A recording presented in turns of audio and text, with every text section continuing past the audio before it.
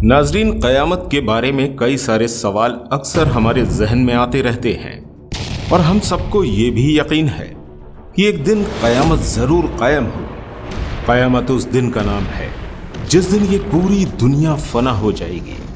हमारी ज़मीन पर मौजूद ये पहाड़ कागज़ के टुकड़ों की तरह उड़ रहे होंगे। हमारे आसमान में मौजूद सितारे टूटकर ज़मीन पर गिर जाएंगे।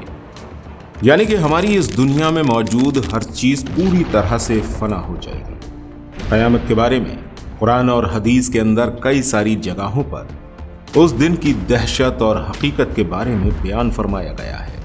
क़यामत का एक दिन 50,000 साल के बराबर होगा। नाजरीन, ये दुनिया कैसे ख़त्म होगी, ये सारी बातें अल्लाह ताला ने हमारे लिए वाज़ेह की हैं और इस्लाम के अलावा और कोई ज़रिया नहीं जिसके ज़रिए हम ये पता कर सकें कि हमारी दुनिया का खात्मा किस तरह से होगा। ये एक ऐसा दिन होगा जब किसी की तौबा कबूल न की जाएगी।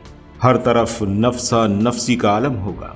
नाज़रीन, हमारे वैज्ञानिक भी इस बात का अंदाजा लगाने में लगे हुए हैं कि हमारी इस दुनिया का खात्मा किस तरह से होने वाला है। साइंस की माने तो हमें क़यामत के बारे में जानने के लिए सबसे पहले हिग्स बोसन को समझना होगा।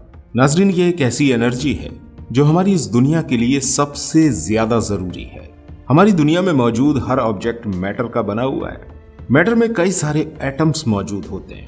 एटम के अंदर प्रोटॉन, न्यूट्रॉन और इलेक्ट्रॉन्स मौजूद होते हैं और ये सब भी छोटे छोटे पार्टिकल्स से मिलकर बनते हैं।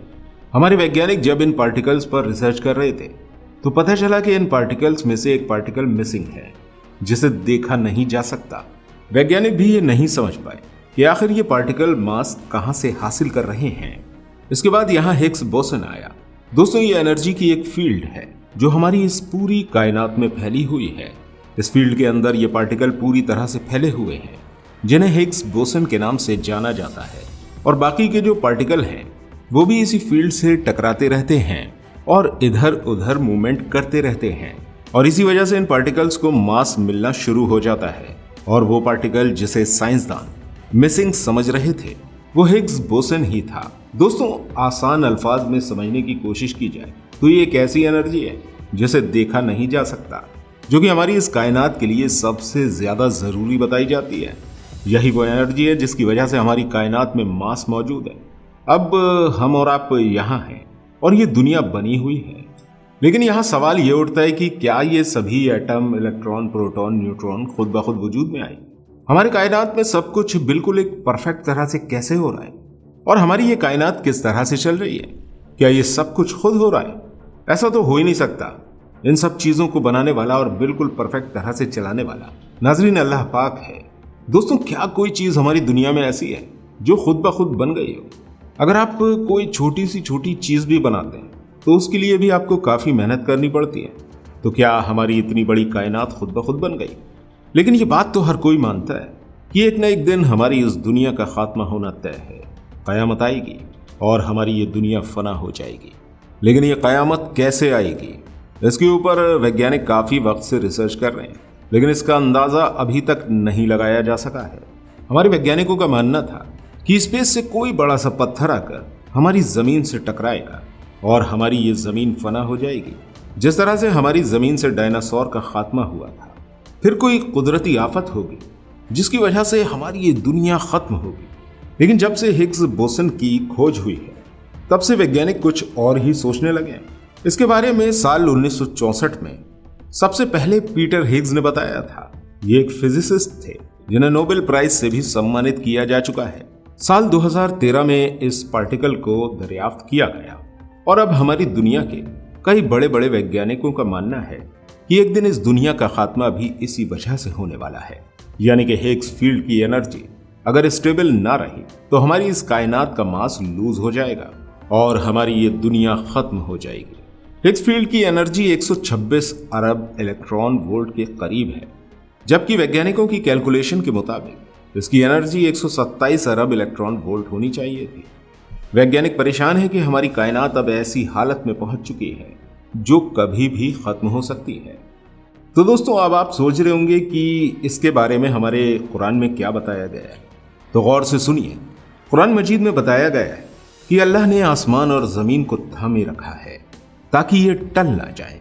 अगर ये टल जाए तो अल्लाह के सिवा कोई भी ऐसा नहीं है जो इनको थाम सके। दोस्तों, हमारे कुरान में बताया गया है कि अल्लाह ने इस कायनात को तबाही से बचाए रखा है और आज हमारी साइंस भी यही मान रही है। साइंटिस्टों का मानना है कि जब ये हमारी कायनात वजूद में आई तभी इसके फौरन बाद इसे तबाह हो जाना चाहिए था, क्योंकि एक हिग्स बोसन का मास जितना है और इसकी एनर्जी जितनी है उसकी वजह से इस कायनात के बनने के बाद इसे फौरन ही खत्म हो जाना चाहिए था। लेकिन ऐसा हुआ नहीं और इस बात का जवाब साइंसदानों के पास नहीं है कि कायनात तख्लीक होने के फौरन बाद तबाह क्यों नहीं हुई। लेकिन इसका जवाब हमें कुरान मजीद में दिया गया है। अल्लाह की जात ने ही आसमानों और जमीन को थाम रखा है। दोस्तों, कुरान पाक को अल्लाह पाक ने हमारी रहनुमाई के लिए जमीन पर उतारा है और ये कोई साइंस की किताब नहीं बल्कि निशानियों की किताब है। कुरान पाक में इरशाद फरमाया गया है, अल्लाह ने इन आसमानों को हम इंसानों के लिए एक महफूज छत की तरह बनाया है, लेकिन हम इसके बाद भी अल्लाह की निशानियों पर गौर फिक्र नहीं करते। दोस्तों, ये बात बिल्कुल सच है, क्योंकि इस बात से हम बहुत अच्छी तरह वाकिफ हैं कि आसमान हमारे लिए एक महफूज छत है। अगर आसमान न होता तो सूरज से आने वाली खतरनाक रेज जो जमीन पर पड़ती हैं, हम उससे नहीं बच पाते।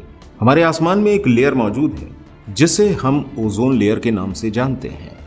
यह हमारी जमीन को प्रोटेक्ट करने का काम करती है। अगर ये लेयर ना होती तो हमारी जमीन का टेम्परेचर -270 डिग्री सेल्सियस तक चला जाता और हम सब सर्दी की वजह से मरना शुरू हो जाते। यानी कि आसमान अल्लाह की तरफ से हम इंसानों के लिए एक तोहफा है और हम सब के लिए एक महफूज छत है जिसका जिक्र अल्लाह ताला ने कुरान में किया है। इसी तरह साल 2014 में एक मशहूर वैज्ञानिक जिनका नाम था स्टीफन हॉकिंस, उन्होंने हिग्स बोसन के बारे में बाकायदा हम इंसानों को वार्न किया था। यानी कि स्टीफन हॉकिंस ने एक वार्निंग दी थी कि एक न एक दिन हमारी इस दुनिया को खत्म होना है, यानी कि हमारे अल्फाज में कयामत आनी है और जब भी कयामत आएगी तो इसका इल्म हम इंसानों को नहीं हो पाएगा।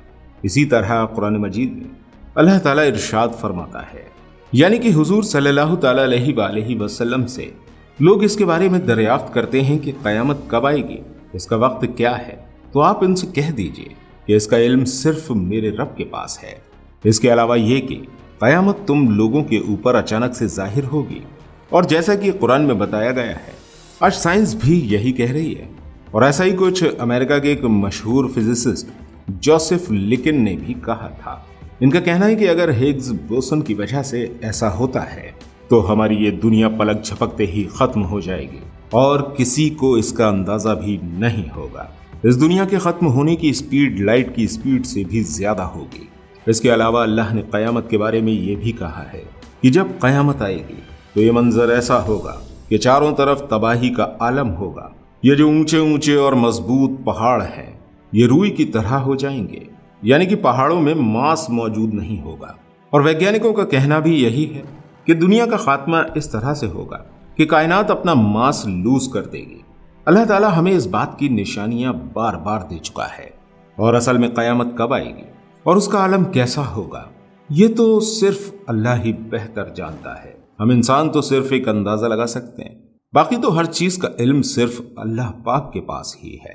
अल्लाह पाक हम सब की हिफाजत फरमाए। अगर आप यहां तक वीडियो में रहे हैं तो हमें कमेंट करके जरूर बताइएगा कि आपको वीडियो कैसी लगी। इस वीडियो को लाइक कीजिए और इस वीडियो को अपने दोस्तों के साथ जरूर शेयर कीजिएगा। और अगर आप अपनी कायनात के बारे में और राज जानना चाहते हैं तो स्क्रीन पर शो हो रही इस वीडियो पर क्लिक जरूर कीजिएगा। हम आपसे वहीं मिलेंगे।